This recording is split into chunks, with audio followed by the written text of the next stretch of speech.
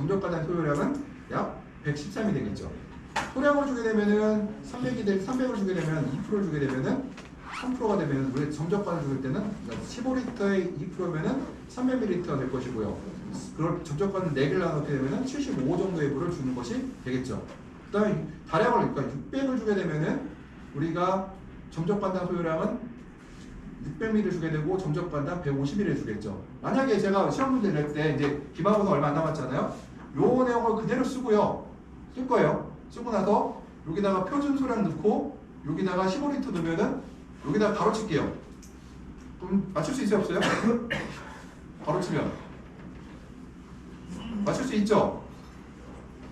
그냥 여기 문제 답이 써 있잖아요. 여기다가 제가 여기다가 이렇게 해놓고 3% 2% 써놓고 여기다가 가로 쳐놓고 가로 쳐놓고 가로 쳐놓고 가로 쳐놓으면은 어때요?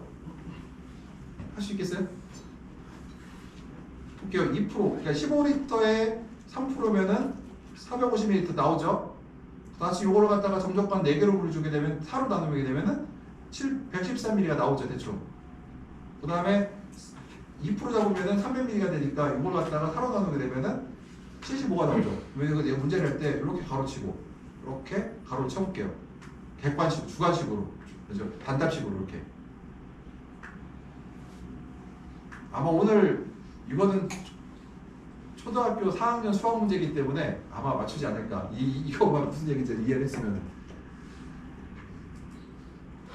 여기서 하루에 주는 물량은 표준하고 소량하고 다량하고 하루 동안 주는 물의 양은 어때요? 똑같아요. 물의 양은 똑같은데 주는 방법이 다르거나 했죠. 주는 방법이 배지 크기나 이런 거에 따라서. 그러면 여기서 그래도 20리터로 바꾸면 어떻게 돼요? 20리터로 바꾸면 또 달라지겠죠. 코코넛 배지는 20리터가 되면 또 물량이 또 달라지죠. 일의 그램량이 작아져야 하는 경우가 뭐예요? 수직 조직의 배지일 때. 수직 조직의 배지일 대표적인 뭐가 있을까요? 코코넛, 앞면, 펄라이트. 수직 구조가 뭐 어떤 게 수직 구조가 가장 강할까요?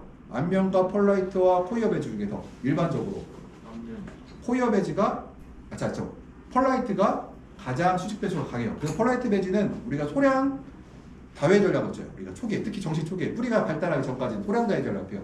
아무튼 그 다음에 점적관당 배지 부피가 클 때 어떻게 해요? 점적관당 배지 부피가 크다는 뭐예요? 점적관 하나의 배지의 부피가 클 때, 그 다음에 점적관의 용량이 클 때, 점적관의 용량이 크다는 뭐예요? 우리가 2리터의 배지가 있고, 그러니까 용량이 갈색 같은 경우 2리터, 제일 많이 쓴 게 2리터거든요. 2리터의 점적관보다 4리터의 점적관 용량이 작아져야 된다, 이것들이요. 훨씬 더 작아져야 된다는 거고, 점적관 간격이 멀어질수록 급액량이 작아져야 되는 거. 소액급액을 하라는 얘기예요. 점적관이 멀어질수록. 소량 주라는 얘기는 뭐예요? 물량을 적게 주라는 뜻이에요? 아니면 많이 적게 주라는 뜻은 아니죠. 점적관의 배지량이 클 때 볼게요.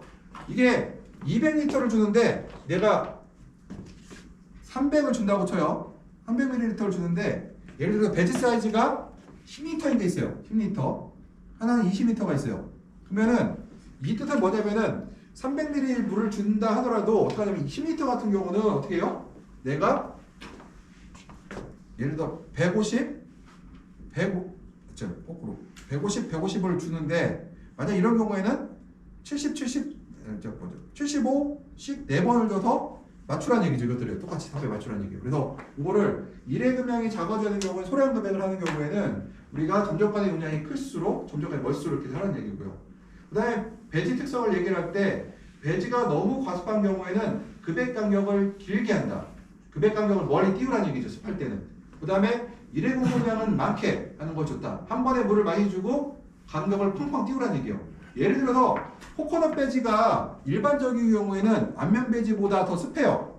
그러면 앞면 배지보다 코코넛 배지가 습한 코이어 배지가 습하니까 어떻게 해요? 더 간격을 띄우라는 얘기죠.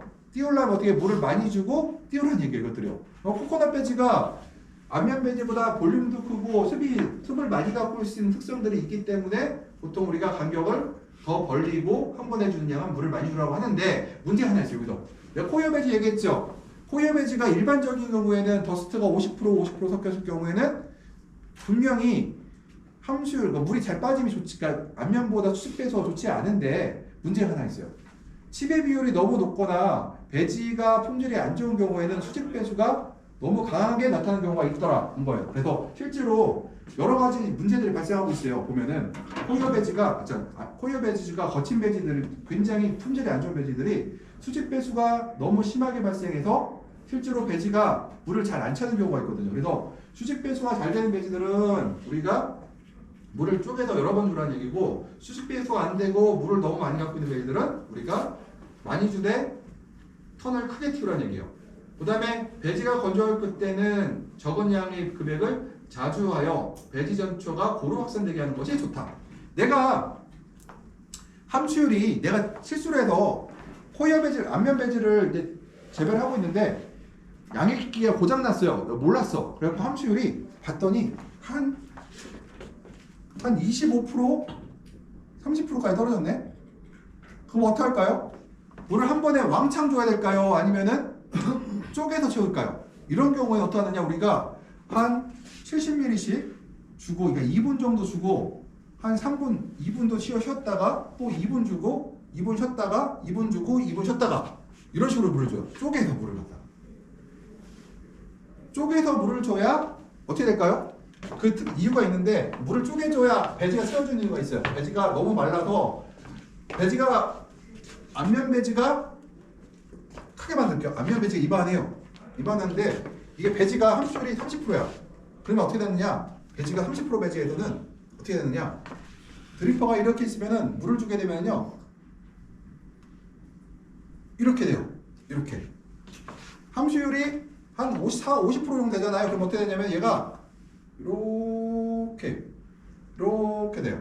근데 우리가 물을 쪼개주면 어떨까요? 물을 딱 쪼개줬어. 70ml 줬어. 어때요? 여기가 이렇게 젖었죠. 여기 함수율이 어떻게 돼요? 높아졌죠. 그럼 어떻게 돼요? 또 두 번째 줄 때는 여기서 이렇게 번지고, 세 번째 줄 때 이렇게 번지고, 네 번째 줄 때 이렇게 번지고. 그래서 물을 쪼개줬을 때 배지에 물을 채우기가 더 좋다는 거예요, 이것들이요. 근데 배지가 내가 실수로 해서 어떤 문제점이 발생해서 배지가 함수율이 급격하게 떨어졌을 경우에 물을 한 번에 많이 주게 되면은 이러한 배액이 다 빠져나가는 문제들이 있기 때문에 어떻게 한다? 물을 쪼개서 쉬었다 줬다 그러니까 예를 들어서 2분을 주고 나서 또 2분 쉬었다가 2분을 주고 또 2분 쉬었다 2분을 주고 해서 계속해서 이것을 물을 옆으로 퍼지게. 그러니까 물이 묻어 있잖아요. 그러면 밑으로 못 들어가요. 어떻게 하느냐?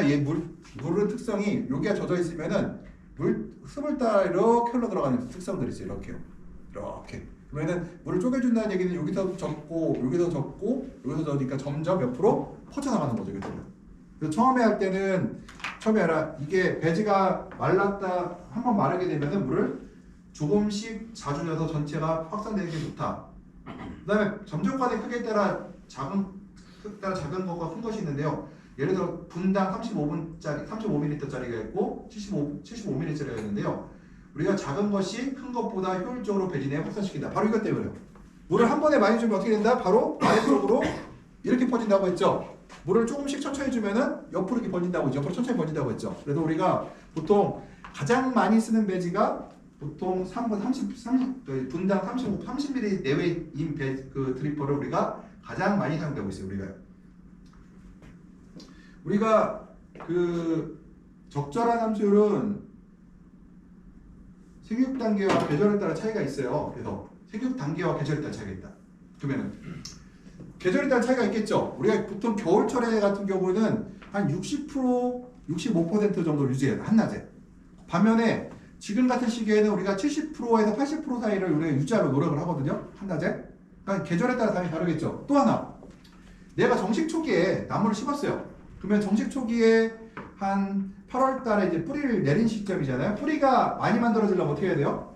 뿌리를 많이 만들고 탱식으로 돌리려면 어떻게 해야 돼요? 지압 근권이 건조한 것이 세력을 좀 더 약하게 만들고 뿌리를 좋게 만드는데 우리가 좋게 만들 수가 있어요. 습도를 낮춰야지. 그러면 어떻게 할까요? 정식 초기에는 우리가 50에서 60%, 55%를 보통 유지하다가 우리가 이제 상하방 지나고 나무가 이제 정상적으로 커지기 시작하면은 우리가 그때부터 함수율을 늘려가기 시작해요. 정식 초기에는 나무가 물을 별로 먹지 않기 때문에요. 별로 먹지 않고 뿌리 발달을 촉진시키기 위해서 우리가 근권의 함수율을 좀 낮게 관리하다가 나무가 성장함에 따라서 함수율을 높인다는 거죠. 이것들이요. 그래서 뭐냐? 계절에 따라 다르고 생육 단계에 따라서 우리가 달라진다. 정식 초기에는 함수율을 떨어뜨리고 생육이 단계가 올라가면서 나무가 커지면 함수율을 올려버리고 그 다음에 광이 많은 시기에는 함수율을 올려버리고 광이 낮은 시기에는 함수율을 떨어뜨린다는 거고요. 그래서 우리가 하루 종일 배진의 함수율 차이를 그래서 우리가 겨울에는요 우리가 제가 그 얘기를 하거든요. 항상 주의하는 게 겨울에는 물 많이 주면은 수확을 못할 수도 있는데 물을 적게 주면은 어떻다? 내가 조금 덜 따먹을 뿐이에요. 그래서 내가 겨울에는 항상 과채료 특히 또 뭐 토마토나 오이나 뭐 파프리카나 이 겨울에 들어가는 과채료들은 굉장히 우리가 겨울철 약광기 때는 함수율을 되게 조심해야 된다. 대개가 이 앞에 거 있죠. 75, 75 대부분의 농민들이나 대부분 스마트폰을 운영하시는 분들 특성이 뭐냐면은 물을 많이 주려고 해요. 많이 줘야 잘 큰다고 생각해요. 근데 이게 관광기 때는 물을 많이 줘도 75% 맞추게 하는 이게 맞춰야 되거든요. 근데 많이 주는 게 맞는데 약광기로 들어갔을 때는 물을 많이 줘서 진짜 함수율을 70%, 75% 만들어 버리는 순간에 피해가 안 날 수도 있지만 피해가 났다고 하면은 아예 한 해 농사가 완전히 망가질 수도 있다. 근거리 뿌리가 썩어버리면 그냥 거의 다 이제 모든 병이 다 시작하거든요. 그때부터요. 그리고 뿌리가 썩지 않는다고 하더라도 뿌리의 발달이 저조됨으로써 봄철에 생육이 약해질 수밖에 없어요. 그러니까 우리가 겨울철에는 약광기 때는 뿌리의 발달을 유도하고 뿌리가 썩지 않게 하기 위해서 우리가 함수를 떨어뜨려요. 그래서 50%대 유지를 한다. 이건 50%에 60%라고 했죠. 지금 우리가 안면 수업하고 있어요. 코코넛 배지 수업하고 있어요. 안면 수업하고 있죠. 안면은 55에서 60%가 우리가 목표로 잡아요. 맞는 건 아니에요. 55, 60%라도 나보고 세력이 세면 어떻게 해요? 더 떨어뜨릴 수도 있는데 코코넛 배지는 기본적으로 우리가 50에서 55% 잡는다. 코코넛 배지는 45에서 55, 45에서 55, 50에서 55를 잡아요. 그러니까 안면보다 코이어 배지가 함수율이 낮아요, 높아요? 겨울에? 겨울철에? 안면이 높아요, 코이어가 높아요? 아까 안면은 여기 보면은 제가 오해할까봐 착각할까봐 그런 거예요. 겨울철에는 55에서 60이라고 했죠. 이게 안면 기준이에요. 코이어 배지는 이것보다 높아요, 낮아요? 낮다. 왜 낮을까요? 볼륨이 크죠? 볼륨이 크니까 어때요? 같은 함수율이라도 어떻게 물량 자체가 많죠. 그래서 우리가 겨울철에는 코이어 배지가 안면 배지보다 겨울철에 좀 더 함수율을 떨어뜨려야 돼요. 이건 안면 기준이 55에서 60%라는 건 얘보다 코이어 배지는 떨어뜨린다는 거겠더래요.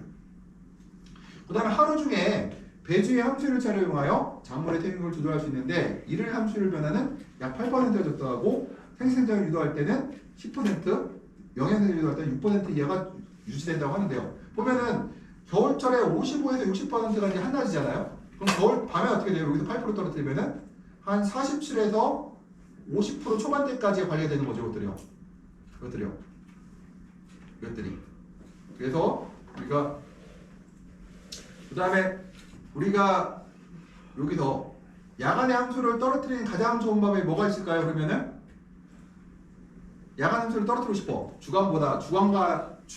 낮하고 밤하고 함수일 차를 크게 만들고 싶다. 그럼 어떻게 하면 돼요? 내가 어제까지 12시까지 물을 줬더니 함수일 차가 한 6%밖에 안 나. 그럼 어떻게 하면 돼요? 앞으로 30분 당겨서 11시 반까지 물 주면 어떻게 될까요? 야간 함수율이 떨어지겠죠. 마지막 물 주는 타임을 앞으로 당겨요. 그래갖고 마감 시간을 조게 해버리면은 함수율 변화를 여기서 가질 수가 있다. 얘가 함수율 차이를 예를 들어 볼게요. 동호야, 내가 지금 함수율이 차이가 10%야. 근데 이거를 줄이고 싶어. 그럼 어떻게 하면 돼? 4시까지 물 줬어. 그럼 몇 시까지 물 주면 돼? 함수율 차이를 줄이고 싶으면 4시 반까지 줘야지. 늘리고 싶으면 어떻게? 3시 반으로 앞으로 가야 돼. 가봐야 돼. 그러니까 함수율 차를 줄이려면은 마감 시간을 뒤로 늘리고 함수율 차를 키우려고 하면은 마감 시간을 앞으로 당기고 그걸 통해서 우리가 주야간 함수율 편차를 만들고 주야간 함수율 편차를 만든 이유가 뭐예요? 영양과 생식을 조정하고 세력이 강해요 지금. 내가 그럼 함수를 표차를 크게 만들어야 작게 만들어야 돼요? 내가 3시에 물을 끊었더니 예를 들어서 내가 함수를 모르겠어. 함수를 모르겠고 나무가 잎도 크고 내가 마음에 안 들어. 그 잎도 좀 짧게 만들고 좀 꽃도 잘 피게 만들고 뭐 어떻게 해요? 그냥 간단하게 물을 마감 시간을 앞으로 당기면은 어떻게 돼요? 내가 원하는 목적에 가까워질 수가 있겠죠. 돈은 들어가요 안 들어가요? 돈은 안 들어갔죠. 물을 당겼으니까 이게. 그래서 우리가 이 수경재배로 그러니까 영양생식 소대를 강하게 약하게 만드는 걸 조절하기가 어떠한 장점이 있어요? 비용이 발생하지 않죠. 비록 비용 발생해도 굉장히 적게 발생을 해요. 근데 내가 환경제어 중에서 이것도 사실 수경재배도 환경제어거든요. 근권 환경제어거든요. 제가 이걸 굉장히 하라고 하는 이유가 뭐냐면 수경재배는 반드시 해야 된다는 이유가 뭐냐면은 처음 설비만 설치되고 나면 추가 비용이 들어가지 않아요. 내가 영양과 생식, 초세 조절을 할 때 내가 지식만 갖고 있으면은 조절이 쉽다는 거죠, 이것들이요. 그래서 수경재배의 목적이 뭐냐 그러면은 근권 환경을 내 마음대로 조정해서 영양과 생식, 초세를 강하게 약하게 만드는 것을 내 마음대로 하겠다는 거 이것들요. 조절하겠다는 거 이것들요. 그러니까 비용이 초기 비용 발생 그대로 비용이 발생하지 않으니까 이것들요. 굉장히 경제적인 방법이죠. 이거 수경재배라는 것이. 그래서 우리가 하는 목적이 뭐냐면은 결국은 내가 지난번에 이제 우리가 복합 환경 제어를 배우고 있잖아요. 우리가 환경 제어, 그러니까 우리가 그 환경 제어를 통해서 이게 우리가 온실을 제어하는 걸 배우고 있는데 그것은 우리가 거기서 얘기할 때 제가 주로 공기중 환경에 대해서 얘기를 많이 했을 거예요. 그러니까 공기중, 그러니까 식물체가 생기고 있는 지상부의 환경을 제어한다는 건 어때요?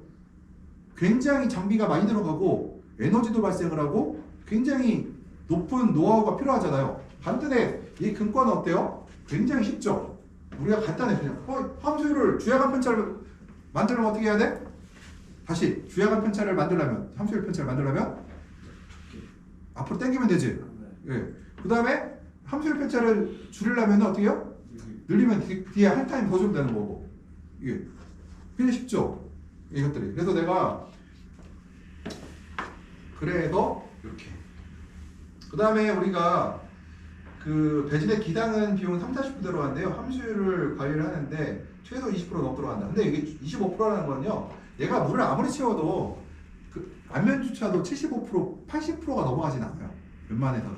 그래서 내가 이게 지난 그 수경재배 첫 시간에 했던 것 중에 내가 순수 수경은 우리가 산소 공급을 하는 게 좋을 수도 있다고 했죠.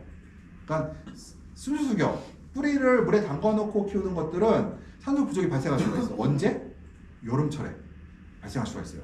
근데 우리는 고형경 재배죠. 과체류는 대부분 고형경 재배고 우리가 우리가 보면은 진성이 아버님이 수경 재배로 저걸 하시거든요. 상수 재배를 하시거든요. 거기도 순수경이 아니라 그 상토 넣고 펄라이트를 섞어서 상수 재배를 해요. 그건 뭐예요? 고형경이죠. 고형경이라는 그런 돌이라든가 흙을 넣고 재배하는 것들이 이런 경우에는 공기층이 있기 때문에 굳이 우리가 산소를 집어넣지 않아도 돼요. 우리가 이미 아무리 뜨거워도 이미 그 안에 산소가 돌아다니고 있죠. 공기가 돌아다니기 때문에 별 필요가 없어요. 이때는. 그래서 우리가 일중 배진의 함수율 같은 경우는 보게 되면은 우리가 계절에 따라 차이가 있는데요. 보통 우리가 일반적으로 첫 배액은 계절에 따라서 뭐 차이가 있으나 10시 전후로 관리하는데요. 뭐 10시가 될 수도 있고 11시가 될 수도 있어요. 우리가 그냥 시간은 얘기할 거 없고요. 1단계는 양의 공급으로부터 배액이 처음 나오는 시간을 우리가 1단계라고 해요. 여기서 보면은 첫 배액이 나온다고 했잖아요. 첫 배액이 안 나올 수도 있죠. 언제 안 나올 수도 있을까요? 하루 중에 안 나올 수도 있어요. 첫 배액이. 언제가 그럴까요? 겨울철에 약광기 때 첫 배액을 안 나올 수도 있어요. 양을 자체가 적게 줘서. 두 번째, 흐린 날 같은 경우에는 물량이 적게 들어가기 때문에 안 나올 수 있어요. 그거는 우리가 정상적으로 물을 충분히 줄 때는 첫 배액이 나오지만 첫 배액이 안 나오는 시간이 있다. 특히 겨울철에는 배액이 안 나오는 날도 많다는 거예요. 그건 알고 계셔야 돼요. 누가 왜 이 얘기를 하냐면은 어떤 분들이 이런 얘기를 하죠. 실제 현장에 나가보면은 첫 배액은 반드시 나와야 된다. 고 생각하시는 분이 있어요. 이렇게 보시면은. 근데 그렇진 않다. 첫 배액은 일반적으로 나오지만 약광기라든가 겨울철에 약광기라든가 흐린 날에는 우리가 배액이 안 나올 수도 있다는 거예요. 우리 목적에 따라서는. 그래서 그러면은 첫 배액은 그러면 어떻게 해요? 첫 배액은 계절에 따라다. 예를 들어서 첫 배액은 여름철에는 첫 배액이 어때요? 9시 반 10시에 나올 수도 있죠. 근데 가을철에는 9시, 10시에 안 나오고 11시에 나올 수도 있어요. 그거는 첫 배액은 몇 시에 나온다는 얘기를 못해요. 이거는. 근데 첫 배액은 우리가 1단계는 첫 배액이 나오는 시간을 우리가 1단계라고 부른다고 생각하고 있어요. 2단계는 뭐냐? 배액을 시작하는 시점부터 그 배액이 종료되는 시점을 우리가 그 시간을 2단계라고 하고요. 3단계는 우리가 배액을 끊는 순간부터 우리가 다음날 양액을 개시하는 시간, 양액이 첫 번째 들어가는 시점까지를 우리가 3단계라고 해요. 그러면 1단계가 되면은 함수율이 올라가 떨어져. 1단계는 무조건 함수율이 어떻게 된다고 했어요? 1단계에서는 그래프가 함수율이 계속 올라가요. 1단계는. 2단계는 어떻게 할까요? 2단계는 함수율이 정해진 다음에 수평으로 가요. 3단계는 어떻게 함수율이 계속 떨어지겠죠. 밑으로. 계속 떨어지겠죠. 그래서 1단계가 뭐예요? 올라가는 시점. 2단계는 유지되는 시점. 3단계는 떨어지는 시점이에요. 그렇게 생각하시면 돼요. 1단계는 뭐다? 근권의 함수율과 일시가 올라갔다가 그 다음에 2단계가 되면 함수율이 유지가 되면서 가다가 3단계가 되면 어떻게 해요? 아래로 떨어지고 3단계가 되면 일시가 올라가